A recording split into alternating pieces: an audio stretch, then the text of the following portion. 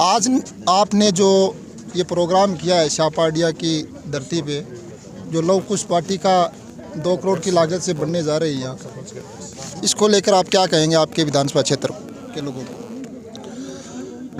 ये सही है कि श्याम पांड्या के डेवलपमेंट के लिए, इसको पर्यटक से जोड़ने के लिए मैं यहाँ लव कुश वाटिका बना रहा हूँ, जिसके लिए मुख्यमंत्री जी ने मुझे 2 करोड़ रुपए दिए हैं और 2 करोड़ रुपए वो लगेंगे। साथ साथ में नरेगा से भी मैं पैसे लगा रहा हूँ, तो टोटल के करीब 3 करोड़ रुपए इस पे खर्च होंगे। अभी आज हमने इसका निरीक्षण किया है और नेठवा ग्राम पंचायत की चौपाल की है, और मैं तो देख करके बहुत गदगद हूँ कि शिव पांड्या के इस पवित्र स्थल पर पूरे विधानसभा क्षेत्र से हजारों लोग अपने अपने साधन से बिना किसी सूचना के, उनको स्वयं पता लगा कि नरेंद्र बुढ़ानिया का निरीक्षण का कार्यक्रम है श्याम पांड्या पर, तो सारे लोग अपने साधन लेकर के यहाँ पहुँचे हैं। आपको मालूम, आपने देखा होगा कितने कार्यकर्ता थे। हर गांव से 10 कार्यकर्ता 15 कार्यकर्ता मुझे नज़र आ रहे थे। शिव पांड्या है, ये धरती महाभारत कालीन धरती है। इस धरती पर जो हमारे महाभारत में भी इसका जिक्र आता है, इस धरती को आपने संवारने का काम किया है। आगे भविष्य में और इसमें क्या क्या कार्य करेंगे, इसके बारे में आप थोड़ा जनता को बताएं। देखिए, श्याम पांड्या का काम चालू हुआ है और उसमें क्या क्या होगा, ये इसमें वो सब काम होंगे जो पर्यटक को सहायता मिले, पर्यटक को बढ़ावा मिले। अभी मैं बजट आ रहा है, इससे पहले मैं कोई घोषणा नहीं कर सकता, लेकिन हमने मांग की है मुख्यमंत्री जी से कि उसमें कुछ चीज़ें और जोड़ी जाएं। अभी मेरा आपको सुझाव है कि आप फॉरेस्ट विभाग से इसकी विस्तृत चर्चा कर लें, इनकी जानकारी कर लें। आज बहुत से कामों का आज शिलान्यास हुआ है, आपने स्वयं देखा है। बाकी डिटेल के अंदर जो भी हर जगह हर चीज़ का जीर्णोद्धार हो रहा है यहाँ पे, इसको एक ऐसा स्थान बनाएंगे जो लोग दूर दूर से इसको देखने आएंगे। आज जो लोग आए हैं शिव पांड्या में, आपने निरीक्षण किया है, एक अपार जन समूह आया है। क्या लगता है कि आपके सामने आने वाले 2023 में कोई टिक पाएगा? देखिए, ये तो कोई प्रेडिक्शन है, आपका भविष्यवाणी है। राजनीति तो राजनीति होती है, इसमें आप भविष्य की बातें आप नहीं बोल सकते। मैं इतना कह सकता हूँ कि मैंने 4 साल के अंदर मेरे तारानगर विधानसभा क्षेत्र के लोगों की मैंने आत्मीयता से सेवा की है, हर स्तर पर की है। चाहे वो विकास का स्तर है, चाहे उनका निजी समस्याओं का स्तर है, हर जगह मैं उनके पीठ के पीछे खड़ा रहा हूँ और उनको इतना विश्वास दिला सकता हूँ कि मेरा 42 साल का राजनीतिक सफ़र है। मैं 1981 में सरपंच बना था, उसके बाद मैं 3 बार लोकसभा का मेंबर रहा, 3 बार राज्यसभा का मेंबर रहा, दूसरी बार मैं विधानसभा में हूँ।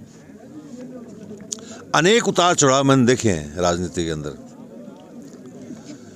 लेकिन मैंने जो संकल्प लिया कि तारानगर को मैं, लोग कहते थे ऋणी है ये, तो मैंने कहा ऋणी है तो मैं इसको तारानगर बना के दिखाऊंगा।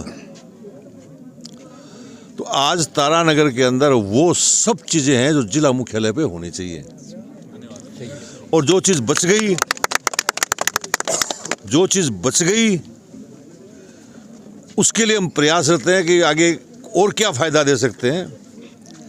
बाकी मेरा सबको आपने देखा होगा कि ओपन रूप से मेरा लोगों को सुझाव मांगा है कि अपने तहसील में और क्या कर सकते हैं। नहर का काम अच्छा चल रहा है, पीने के पानी के लिए 340 करोड़ रुपए मंजूर हुए हैं, सड़कों का जाल बिछा हुआ है, बड़ी बड़ी सड़कें हैं, सावा से बालेरी से सावा है, चूरू से तारानगर, तारानगर से सावा, सावा से नौर का काम बहुत तेज़ी से चल रहा है। आपके जो है तारानगर से हडियाल का काम बहुत तेज़ी से चल रहा है। तो हमारी जो मुख्य सड़कें हैं वो सारी सड़कें जो है चुनाव से पहले पहले कंप्लीट हो जाएंगी। और मैं समझता हूँ कि कोई आदमी 5 साल पहले तारानगर से बाहर गया होगा और वो आएगा तो एक बार वो सोचेगा जरूर कि मैं कहाँ आया हूँ, तारानगर में आया हूँ, कहीं और आया हूँ। नक्शा बदलेगा। शहर में भी हमने बहुत अच्छे काम किए हैं। शहर में भी जो भी इंट्रेंस है हमारी, जिस भी सड़क से, उन सब इंट्रेंस को हमने जो है अच्छी रोड उस पर बनाई है। आप तो स्वयं शहर के हैं तो आपको मालूम है इस बात का। हर क्षेत्र के अंदर हम कहीं पीछे नहीं हैं, चाहे वो शिक्षा का मामला है, चाहे प्रशासनिक का मामला है। आपने देखा अभी हमने कॉलेज खोला, पीजी कॉलेज खोला लड़कियों का, हमने सावा में कॉलेज खोला लड़कों का, हमने जो है संस्कृत विद्यालय की 12वीं की स्कूल खुलाई। आज मैंने करीब मेरे इस विधानसभा क्षेत्र के अंदर 16 के करीब इंग्लिश मीडियम स्कूलें हैं और पूरे ज़िले में 16 होंगी और मेरी अलग 16 हैं। इसमें एक आरोप लगता है आप पे, विपक्ष आरोप लगा रहा है कि स्कूलें तो खुलवा दी है लेकिन उस पर स्टाफ और बिल्डिंग की कमी है। देखिए, कोई भी चीज़ की शुरुआत होती है। हमने 8वीं से सीधी 12वीं की स्कूल कराई हैं। ये अभी 6-7 स्कूलें मैंने लड़कियों की कराई हैं, 8वीं से 12वीं। आज तक के इतिहास में हुई हूँ तो बता दो। आपके जो है एक स्कूल तो मैंने अभी परसों ही खुलवाई है, जो राजस्थान में 2 खुली, जो एक तारानगर में विधानसभा क्षेत्र में खुलवाई है। मैंने सारे इंग्लिश मीडियम स्कूल कराए हैं, सारे जो है सीनियर स्कूल करा दिए। आज जो है एक कमरा बनाते हैं तो कमरे का बनाने, नींव भरने से लेके बनने तक, और बनने से लेकर उसको सुव्यवस्थित करने के लिए भी योजनाएं बनती हैं। जब आज स्कूल खुले हैं तो आज भर्तियां हो रही हैं, प्रमोशन हो रहे हैं, सिस्टम आ रहा है। तो सारे सिस्टम के अंदर जो नई चीज़ें खुली वो सब जगह आएंगे। एक कमी निकालना एक अलग बात है और कमी को दूर करना एक अलग बात है। वो कमियां निकालते रहे, हमें कोई एतराज़ नहीं है। हम इस दिशा में काम कर रहे हैं। हमारे यहाँ क्षेत्र में कोई स्कूल खाली नहीं रहे। हम बहुत से लोगों को यहाँ लेके आए हैं। आप कह रहे हो खाली, मैं 800 आदमी बाहर के लेके आया हूँ। तारानगर के 70 साल के इतिहास में 800 आदमी बाहर के आए हों तो आप जो कहो वो करने के लिए तैयार हूँ। अभी कुछ लोग जो है लोगों को भ्रमित करने में लगे हुए हैं, मेरे विकास कार्यों की तरफ से ध्यान बटाना चाहते हैं। आज यदि कोई जन आक्रोश है तो जन आक्रोश आज किस बात को लेके? आज जन आक्रोश महंगाई को लेके। आज गरीब आदमी का चूल्हा जलना मुश्किल हो गया। आटे पर, दाल पर, तेल पर, चीनी पर, नमक पर, ऐसा कोई खाने की चीज़ नहीं है जिस पे जीएसटी नहीं लगी हो। आज गरीब आदमी का दुकान पे जाना मुश्किल हो गया। आज जो है किसान का सारा अनाज, हिंदुस्तान के 3 बड़े लोगों ने अनाज खरीद लिया, उनके गोदाम भरे पड़े। अब वो जनता को वापस बेचेंगे 4 गुना कीमत में, सस्ता लेकर के। और आक्रोश इस बात का है, आक्रोश इस बात का है कि जो गैस सिलेंडर 400 रुपये में मिलता था वो 1100 रुपये में मिल रहा है। जो डीजल 60 रुपये 65 रुपये में मिलता था आज 100 रुपये से ऊपर चला गया। यही हालात पेट्रोल के हैं। मैं किस चीज़ की बात कहूँ आपको? आज जीना दूभर हो गया। राहुल गांधी ने बेरोजगारों को रोजगार देने के लिए और महंगाई के खिलाफ एक अभियान चलाया भारत जोड़ो के नाम से, और वो यात्रा चलते चलते 3,500 किलोमीटर पार किया राजस्थान तक। उस जन सैलाब को देख करके बीजेपी घबरा गई है। बीजेपी घबरा गई है और उसको देख करके वो यात्रा को रोकने की भी कोशिश कर रहे हैं किसी न किसी बहाने। खुद कोई जलसा करते हैं, सभा करते हैं, तब तो कोई कोरोना नहीं। राहुल गांधी गरीबों की लड़ाई लड़ रहे हैं, नौजवानों की लड़ाई लड़ रहे हैं, तो कोरोना जो है सामने आ रहा है। तो आज ये जो ध्यान भटकाने का काम है वो चल रहा है। तारानगर के अंदर किसी प्रकार का जन आक्रोश नहीं है। जो आरोप लगाते हैं वो मनगढ़ंत लगाते हैं। भ्रष्टाचार का आरोप लगाते हैं मेरे अधिकारियों पर, मेरे कर्मचारियों पर। आप बीजेपी का शासन का काल देख लीजिए और कांग्रेस का काल देख लीजिए। आज किस प्रकार से जो है तारानगर का विकास का गति तेज पकड़ रही है। मैं तो सबको आमंत्रित कर रहा हूं, आइए, छोड़ो इस जन आक्रोश को, विकास के काम में जुटो, विकास के काम में सहयोग करो। ये जन आक्रोश करके जनता का ध्यान भटकाने की कोशिश मत करो। आक्रोश कोई है तो आपके खिलाफ है, आक्रोश कोई है तो आपकी महंगाई के खिलाफ, आपकी बेरोजगारी के खिलाफ, आपके झूठे वादे किए उसके खिलाफ। उनके पास सिर्फ एक मुद्दा है जो वो प्राथमिकता से ले रहे हैं कि राहुल गांधी जी ने कहा कि हम 10 दिन में लोन माफ कर देंगे। ये सही बात है। राहुल गांधी जी ने 10 दिन में नहीं, 5 दिन में ही लोन माफ कर दिया सहकारी कोऑपरेटिव बैंक का सारा। आज हर ग्राम पंचायत में करोड़ों रुपए के, लाखों रुपए के जो है वो पैसा माफ हुआ है। मेरे पास रिकॉर्ड है। आज मैं नेठवा में हूं तो मेरे पास नेठवा का रिकॉर्ड है उन लोगों का जिनके पैसे माफ हुए हैं। अब वो कह रहे नहीं, आपने तो केसीसी का जो है वो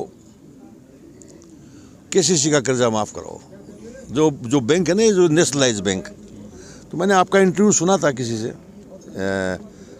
मेरे कॉमरेड भाइयों का इंटरव्यू आप सुना मैंने, उन्हें बड़ा सच कहा था कि किस प्रकार से ब्याज ले रहे हैं, किसानों से लूट रहे हैं, किसानों से अन्याय कर रहे हैं। मैंने सुना आपका। अभी जो वो ब्याज की बात है कि जिसमें 3 लाख तक की जो केसीसी होती थी उस पे जो 80% जो है उसका ब्याज वो सब्सिडी मिलेगी, जो 20% जो रकम रहेगी उस पे ब्याज पूरा भी लगेगा। इसको लेकर जो आरबीआई ने जो नियम लागू किया है उसको लेकर आप क्या कहेंगे? वो गलत किया है।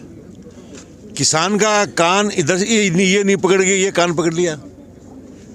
सब्सिडी दे रहे हैं, अच्छा काम हम भी दे रहे हैं, सब्सिडी दे रहे हैं और इधर से जो है उसका ब्याज बढ़ा दिया, तो उसका तो बराबर हो गया काम। ये तो अन्याय है किसान के साथ में। तो मैं ये कहना चाहता हूँ कि राजस्थान सरकार ने भारत सरकार के सामने ये प्रस्ताव रखा कि आप अंबानी के, अडानी के, इन सब के आप हजारों लाखों करोड़ रुपए माफ कर सकते हो।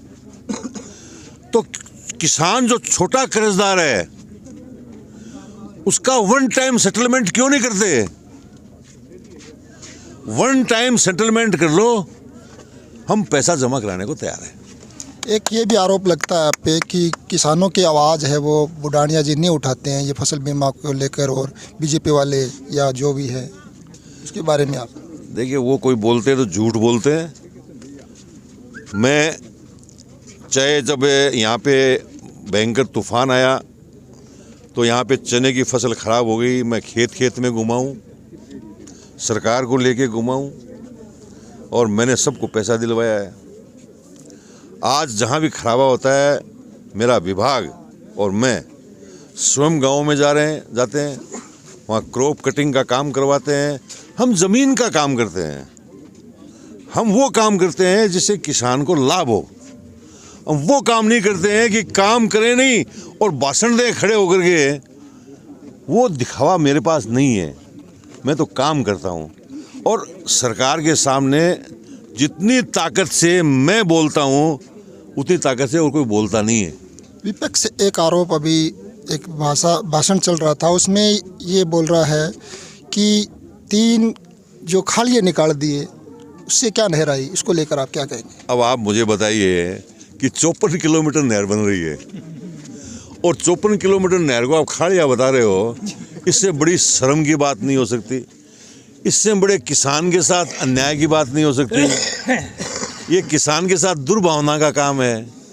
आज जो 54 किलोमीटर नहर बन रही है, जो इतनी लंबाई में इतने गांवों को कवर कर रही है, आप उसको खाड़िया बताते हो, आपको शर्म नहीं आती बोलते हुए?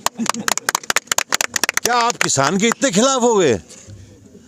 अरे आपने रकबा काटा किसान का, आपने जो है झूठ बोल करके वोट लिए, आपने झूठी डंडियां मंडियां मांडी। यहाँ पे नरेंद्र बुढ़ानिया ने झूठी नहीं मांडी, नरेंद्र बुढ़ानिया ने तो वोट अब लेगा तो नहर बना के लेगा,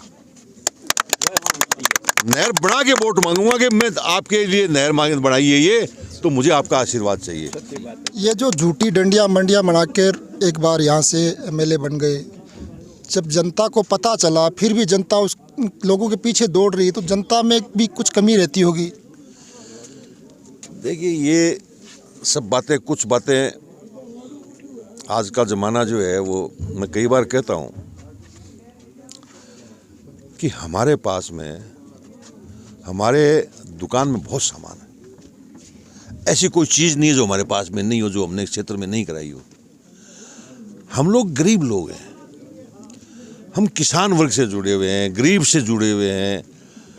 हमारे पास में वो साधन नहीं है कि झूठ को सच बनाए। हम तो जो है, आज ज़माना जो है वो ये है कि भाई आप टेलीफोन है, आपकी मीडिया है, सोशल मीडिया है, आप लोग पत्रकार लोग हो, आप इनको मैनेज रखो, आप काम हो नहीं हो इससे कोई मतलब नहीं है। मैं इसके अलग विचारधारा का आदमी हूँ। मैं काम पे विश्वास रखता हूँ और निस्तारण पे विश्वास रखता हूँ। तारानगर तहसील में सुबह से लेके शाम हो जाए, मैं काम गिनाते गिनाते, आज मेरे पास में 500 जगह उद्घाटन करने का निमंत्रण है, लेकिन इतने काम हैं कि उनके उद्घाटन ही जो है 12 महीने नहीं हो सकते। हमने कहा लोगों को कि आप करो, खुद गांव के लोगों को कह दिया, आप खुद उद्घाटन करो, आप खुद शिलान्यास करो। नरेंद्र बुढ़ानिया आपके साथ है। आपकी 42 साल की जो राजनीतिक सफ़र है, अब जो आपका सफ़र बचा है, उस सफ़र में आप क्या करेंगे? आप ये सफ़र किसके लिए? ये मैं आपको बता चुका कि मैं 4 साल से पूरी मेहनत से, पूरे लगन से, विश्वास के साथ सब 36 कौम को साथ लेके तारानगर को आगे बढ़ा रहा हूँ। और 4 साल हुए हैं, मैंने कभी भी कोई भी काम किया है, मैंने जनता के सामने प्रतिबद्धता के साथ काम किया है। जब 2 साल पूरे हुए तो मैंने एक किताब निकाली मेरे क्षेत्र के लोगों के लिए कि मैंने आपके लिए ये काम किए हैं। फिर 3 साल की निकाली, उसमें सारी चीज़ लिख के बताई लोगों के सामने कि भाई मैंने ये काम किए हैं। हमने कोई दिखावा नहीं किया है, हमने करके दिखाया है और जनता के सामने डॉक्यूमेंट रखा है। और अब जो समय बचा, 4 साल पूरे हुए, तो अब फिर जो है हम ये फिर किताब निकालेंगे कि हमने क्या क्या किए हैं 1 साल के अंदर, 4 साल में क्या काम किए हैं। अब रहा अगली 1 साल का काम। आज मेरा कोई भी काम ऐसा नहीं है जो ज़मीन पर नहीं है, घोषणा मात्र नहीं है, सब काम ऑनलाइन है, सब काम चल रहे हैं। कहीं ऐसा नहीं है कि कोई काम नहीं चल रहा हो। ये काम मेरे विपक्ष के भाई हैं, उनको पछता नहीं है, उनको पछता नहीं है। आज तारानगर के अंदर जिस प्रकार से आगे बढ़ रहा है, उनको ये लग रहा है कि ये हो क्यों रहा है। और मैं चाहता हूं कि मेरे 42 साल का जो एक्सपीरियंस है वो सारा का सारा तारानगर के लोगों के लिए लाभ के साथ हो, तारानगर को उसका लाभ मिले, और मैं इसी काम में जुटा हुआ हूँ।